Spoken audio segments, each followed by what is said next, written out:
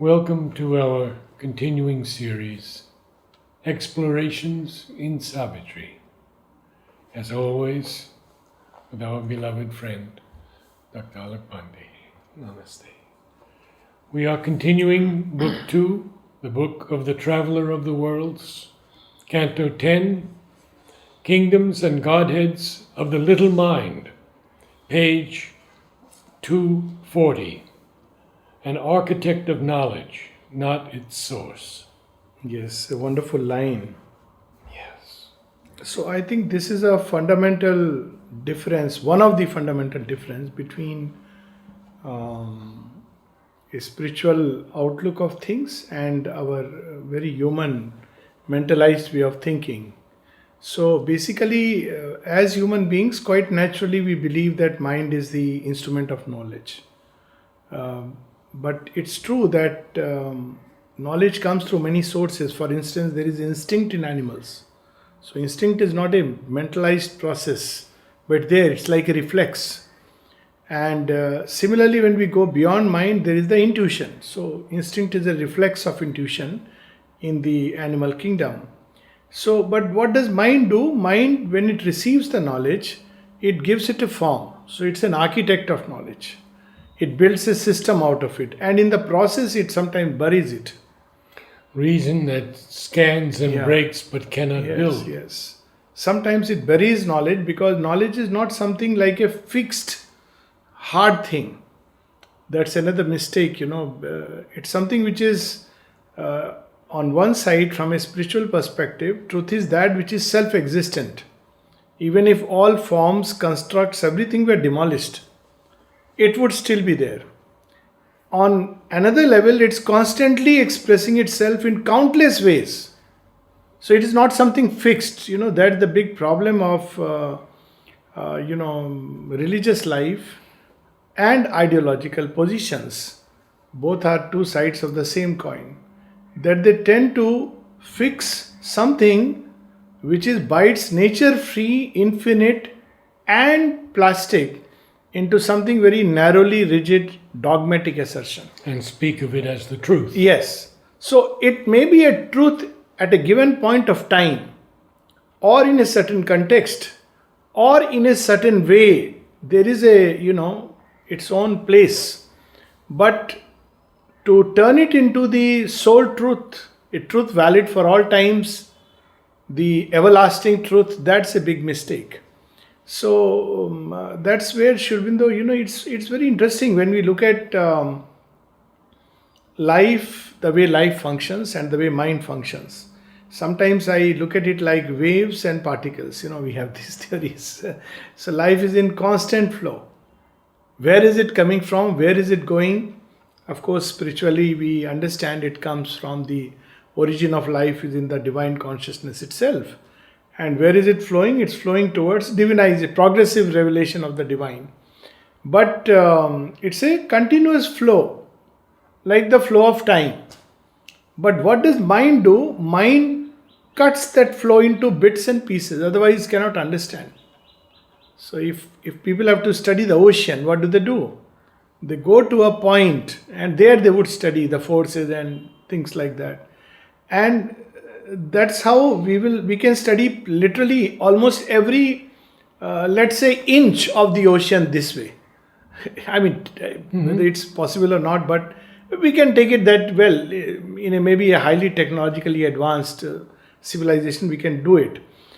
Then how to make the ocean, understand the ocean, we'll put them together, all the pieces, and construct the ocean. And yet we will miss something which is much more intrinsic and fundamental to the ocean, which cannot be measured. Now this is where the whole trick lies, that all manifested world is an expression of consciousness, which is an immeasurable, irreducible truth which is behind. Yes. But mind works by measuring, cutting into sections, then it makes further bits and pieces and tries to study it. So that's how when I look at an ocean, let's say the Pondicherry Sea, we look at a small portion. And it has certain advantages. It gives me an immediate perspective to handle. But there is a big disadvantage of mistaking this for the totality of things. And that's what we are going to see now in the lines that follow subsequently in this canto. This powerful bond slave of his instruments. So, instruments are the senses through which it gathers knowledge. Now, it's very interesting this image. Why? Because the image also we read earlier. Because very often we have this image in the ancient Indian scriptures of the chariot, the horses driving the chariot, and the reins, which are the mind, and the buddhi, which must control it. So now this is very important, that who is controlling the mind and the senses. So if the buddhi, the discriminative intellect, is not awakened, then the reins are at the mercy of the horses. Horses are driving, there is nobody to hold the reins. So unless this develops, the mind is driven by the senses, driven by the vital, so it becomes an instrument of someone it is come to rule. But to rule it, the mind must evolve out of it another layer. This powerful bondslave of his instruments thinks his low station nature's highest top. So this is the other problem of mind, that this impression, which is understandable, because if you see the hierarchy of evolution, we see that human mind is the peak. So it's natural for we as human beings to believe that mentalized intelligence or mental thought or intellectual thinking is the highest, and it's considered that analysis is and rationality is the surest way of arriving at something. So it's natural for us to believe that this is the highest possibility. It's like for an animal, the highest possibility was a vital instinct. The mind is there but subordinated. So we have this now. So it thinks that it is on the top, and it distrusts whatever else could come or whatever else expresses in rare moments, either in common humanity or in the mystic and the sage. Yesterday I met with a group of healers. Yes. Doctors, physicians. I mean, quite a high level. Yes. But they could not quite get above the mind. Oh, yes, that's true. That's true. It's very difficult. Because they cannot envisage. And the difficulty is understandable. Yes. At the same time, it's good to remain open to greater possibilities of the future. That's the minimum. And it's in the logic of things. If you see evolution, where was mind when there was only dust? Where was mind when there were basically plants? So, if you take a close look, you can say, yes, it's involved. It's involved even in atom. That's why there is some order. But through evolution now, mind has come out fully. But if such be the case, the next logical step, that evolution can't stop here. Ultimately, all creation is a manifestation of the spirit. This is the position of the... They were working on the cellular mind, the cellular consciousness. Right. And one or two of them had read Mind of the Cells. Okay. So very interesting. Very good. Yeah. Oblivious of his share in all things made, and haughtily humble in his own conceit. Oh, what a lie. Yes, and it's very full of humor.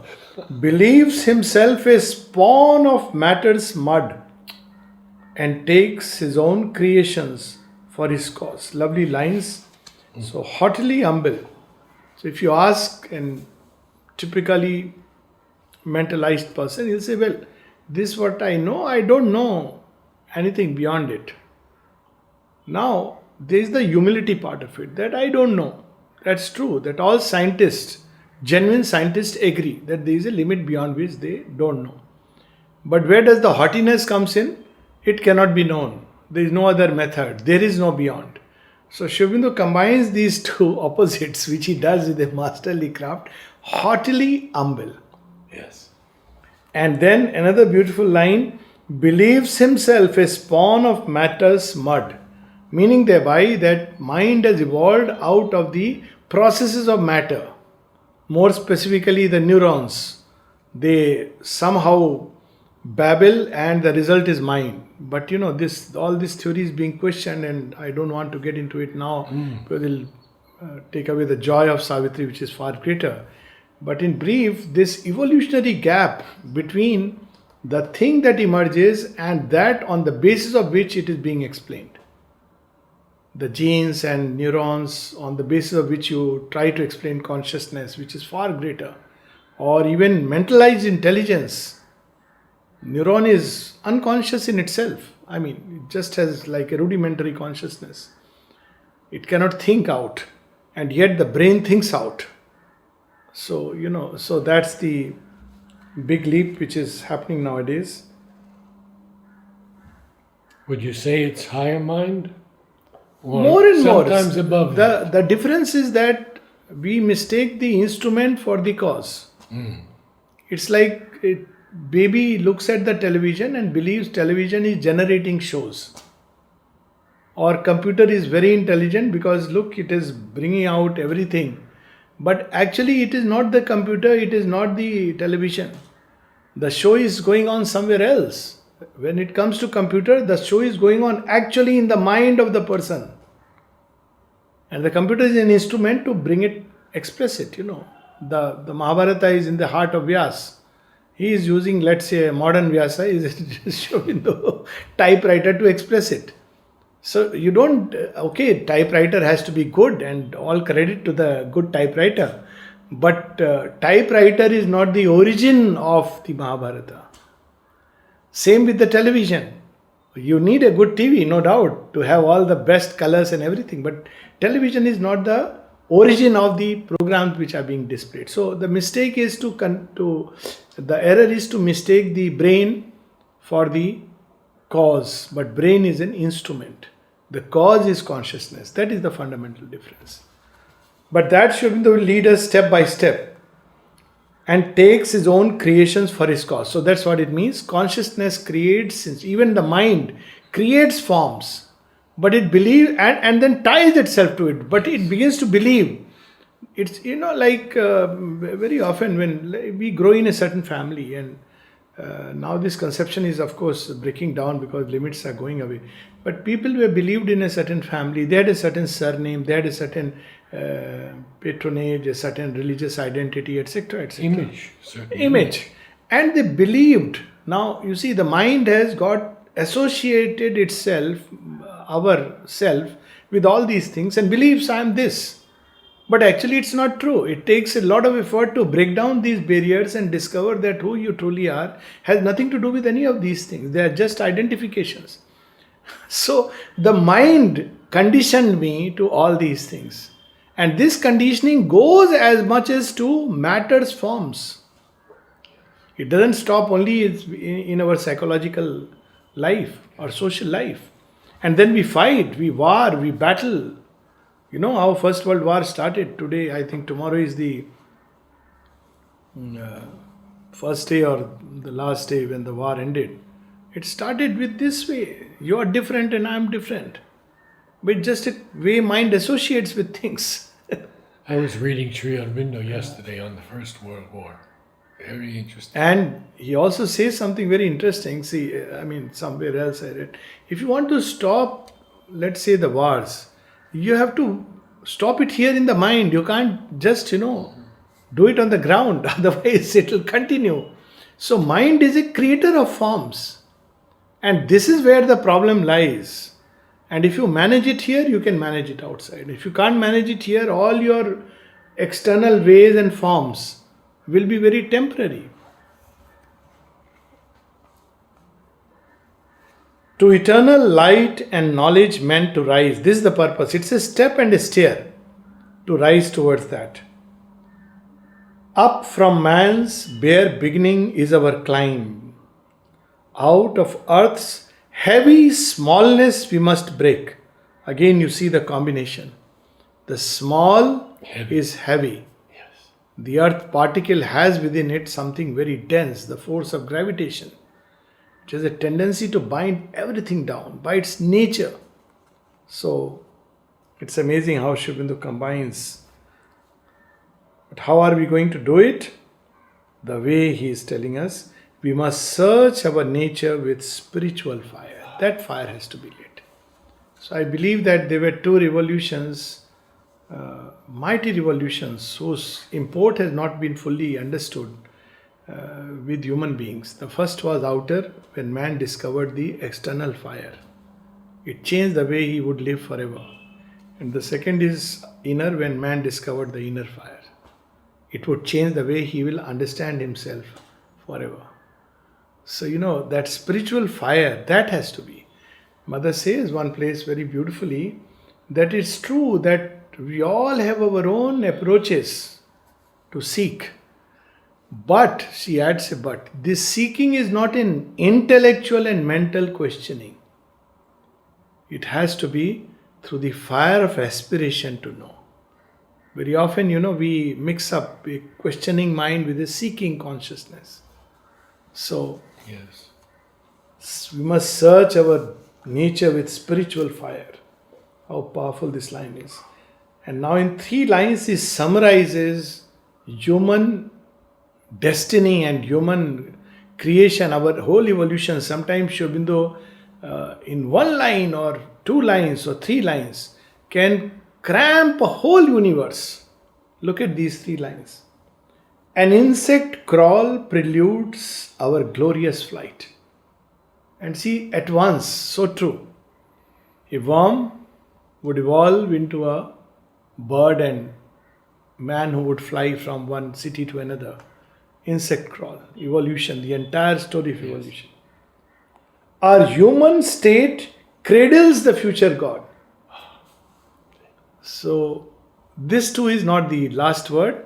There is a God within who is sleeping and childlike, who is to come out, emerge fully into the place. So the word cradles is so important.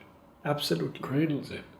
Mother spoke about Auroville is the cradle of the Superman. Yes. So people want to immediately see. Cradle means it will take time, it will emerge. There is a process. An infant doesn't grow into an adult in one day, and this is a new creation. And then the last one, a mortal frailty and immortal force. So Sri Aurobindo is such a spiritual realist. He is not denying this part. There is a whole kind of thinking which says man is just warm. Well, he is warm but in his cells, but this worm has evolved into a man. So we can't, demean him into just being a worm. But he also has a destiny which is ahead. So, and in the worm foresees the coming God. Yes. So, mortal frailty, yes, true. But perhaps because we are mortally frail, unlike the rest of the animals. Actually, from fitness to survive point of view, man is a very precarious creature. If you look at it, I think even bacteria and viruses have a better survival capacity. But because man is so frail at many levels, he's physically vulnerable, he's psychologically vulnerable. Animals are not vulnerable so much. He's socially vulnerable. He's vulnerable in many ways. But that's precisely the reason why this death-hunted creature can seek and bring out something within him which is an immortal force. Because of this. So, this is an evolutionary challenge he faces. So, Sri Aurobindo in 1 line summarizes it, that this mortal frailty, actually, it's not that it's only something which conceals an immortal force. It actually helps or facilitates the emergence of an immortal force. Because we are so much hunted by death. Animals are also, but because of our thinking. Animals are hunted by death when suddenly there is famine or they are hit by another beast and they die. But man is hunted by death from very early in life. That's Mother calls it a habit. Habit. And he sees all around and he is thinking about it. He wants to, people who, spend a lifetime saving money for their children because of the death hunted, not realizing that's not the way, but they do it. They try to do it. Yeah. and they, insurance, everything. If you look at it, death hunted creature. No creature is so much death hunted as man, though his life is fairly reasonably long compared to other animals. I know a man from New York City whose father was very prominent here, Talwar, Yeah. and he gave all of his money to mother. Yes. And he said, my children have to have the same possibility I had. Yes. And he gave nothing Yes. to any of them. Yes. R.K. Talwar. Yes. So this was the background, power packed lines, and now he shows us this whole evolutionary process of the little mind. At the glowworm top of these pale glimmer realms. So these realms have an early light, but more like glowworms. But this will slowly evolve or go further. Where dawn-sheen gambolled with the native dusk and help the day to grow and night to fail. So it is an evolutionary stair, it's important, it's necessary. Only it should not be considered as the final and the last one. Escaping over a wide and shimmering bridge, he came into a realm of early light and the regency of a half-risen sun. Now, this half-risen sun is a very interesting phrase. Half-risen sun can be, as if sun has arisen and half the light is there. But that's not how I look at it, because he's describing the little mind. Half-risen sun is that you get a feel that the sun is there, but it's not really visible. So it's there, like the earliest dawn. Coming over the horizon. Coming over the horizon, yeah. Yes. So half-risen sun, it's not a literal half, but it's the sun, which is like, it's not at 10 o'clock that, noon will be 12. So half-risen sun is 9 o'clock, because there are many things to come. But it's a sun which has begun to come and it's not yet visible and tangible. So this is one way we can look at it. This because poetry is like that. It is suggestive. And of course somebody would look at it as a 9 o'clock sun, which is also fine. No problem with that. Out of its rays, our mind's full orb was born. So that's how it was, the rays which break out into the night, and then slowly the sun emerges. Appointed by the spirit of the worlds to mediate with the unknowing depths, a prototypal deft intelligence.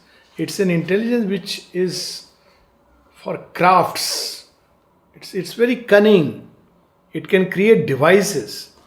That's the first intelligence. It plays with forms and can play with forms to any, all kinds of devices it can create. It's a deft intelligence, very full of craft. It's not yet an intelligence which can really look within and search the very source. And prototypal. Prototypal, yes, prototypal.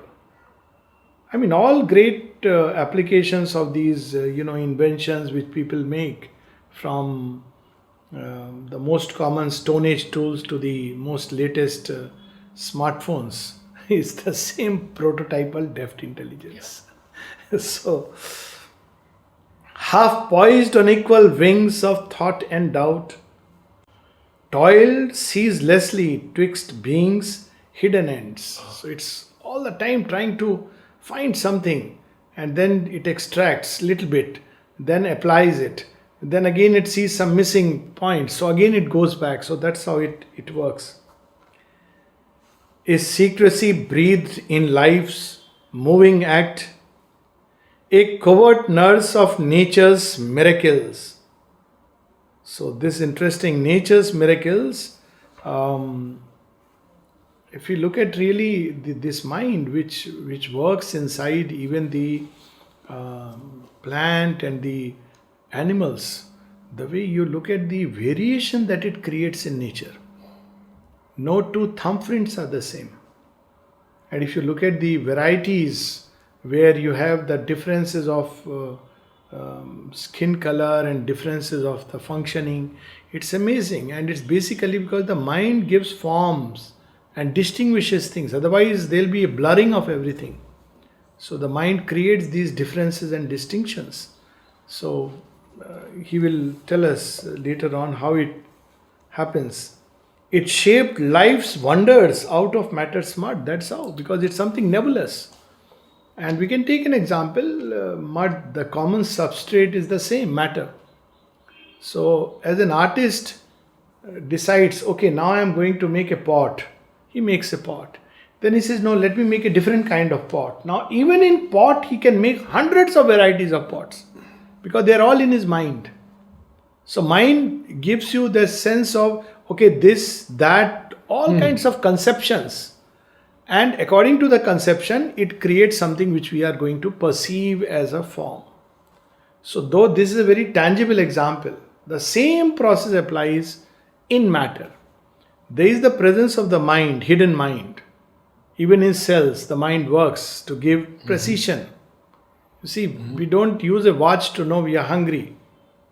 At a given point of time, you feel hunger. All your juices, all the hormones will begin to function. There is a biological clock inside. People who can use it well don't need alarm clocks. They can know the time at any given point. And because they have that kind of, the mind is active inside. And it's so interesting that every function from, a certain age will come, 12, 13, nowadays 11, that suddenly you will see changes in the body's biology and there will be hormonal upsurge. Genes are just mechanisms. They are triggered by this hidden mind which is present in the molecules, in the cells. So it triggers. So it is the element which actually shapes the hidden element behind. So he is giving us a lot of secrets. It cut the pattern of the shapes of things. It pitched mind's tent in the vague, ignorant, vast. So shapes of things, it cuts the pattern because it's a big question. Why, if you look at genes, they are just basically 4 bases and 20 amino acids. So, just few of these things and few chemicals, let's put it like that. And how is it that the combinations come into play in such a precise way that a mango seed will go into a mango tree and a human seed will grow into a human being? So that's because there is the mind behind which gives a precise form. It directs the genetic material, it directs the flow of chemicals in the system, it directs the force of life to shape things in a certain way. So, and that's why it has a lot of applications which people don't realize. If this mind can get liberated from the form, it can reshape the form. So, Mother speaks about parenting.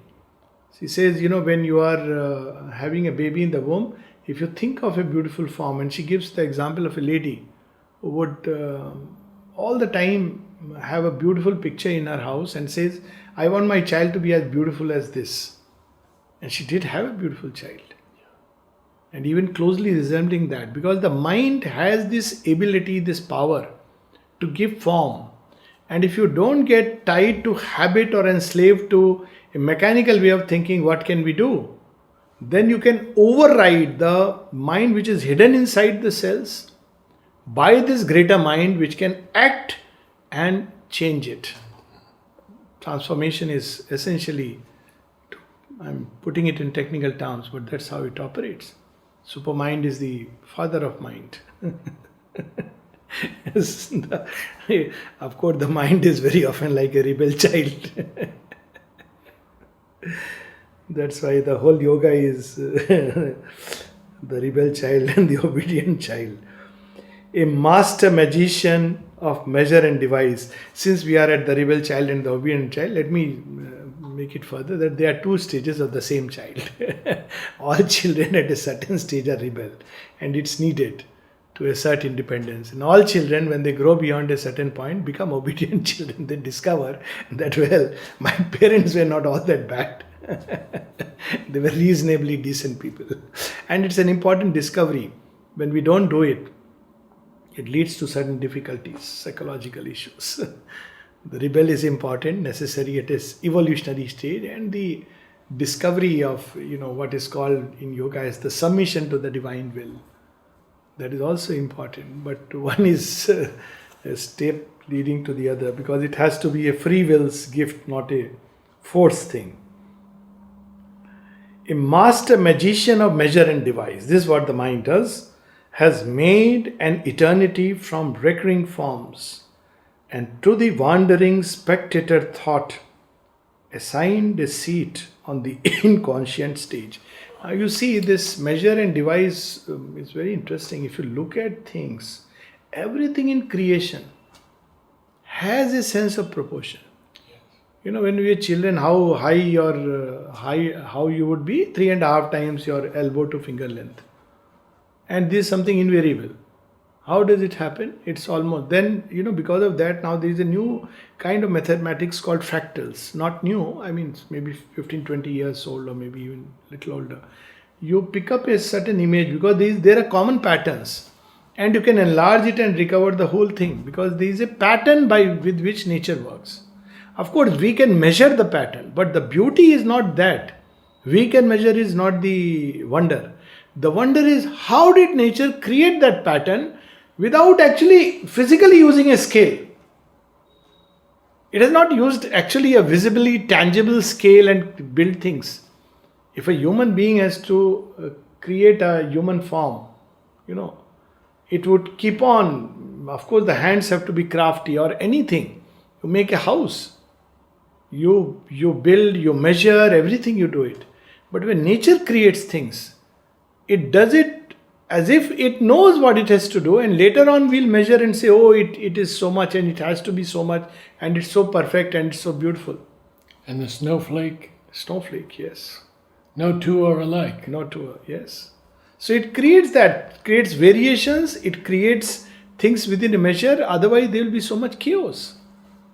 So it's amazing. On earth, by the will of this arch intelligence, a bodiless energy puts on matter's robe. So here it comes to describe the role of the mind. Proton and photon served the imager eye. It's very amazing. Sri Aurobindo writing in 40s. Yeah. Proton is fine, but photon, the light packet.